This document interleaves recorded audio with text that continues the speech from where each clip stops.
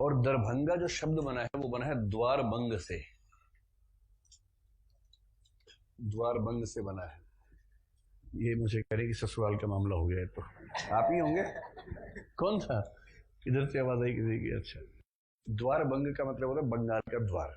यहां से बांग्ला भाषा और बंगाली समाज की शुरुआत होती है, इसलिए इस इलाके का नाम है दरभंगा। ठीक,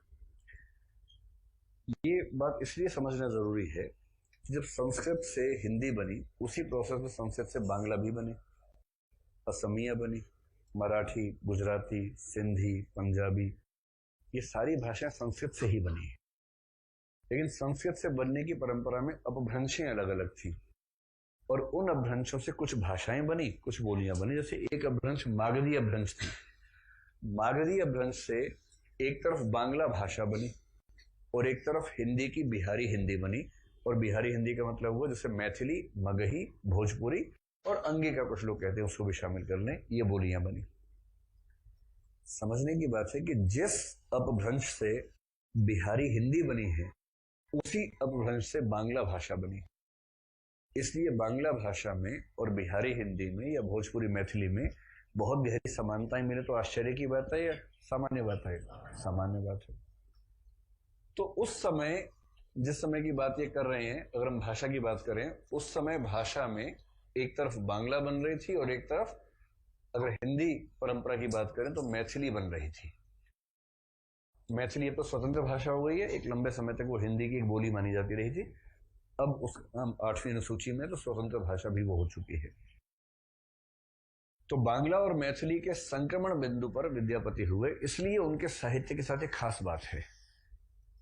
और वो खास बात यह है, एक तीसरी भाषा हिंदी तो है ही अपनी, इनकी एक ही पुस्तक पदावली बांग्ला साहित्य के सिलेबस में भी है, मैथिली साहित्य के सिलेबस में भी है और हिंदी साहित्य के सिलेबस में भी है।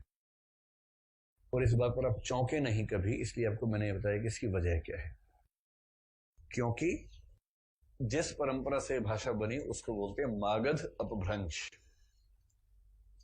या मागधी अपभ्रंश। आप ध्यान होगा, कल एक शब्द आया था अर्धमागधी अपभ्रंश। अर्धमागधी अपभ्रंश से बुंदेली, बघेली, छत्तीसगढ़ी 3 बोलियां निकली थी।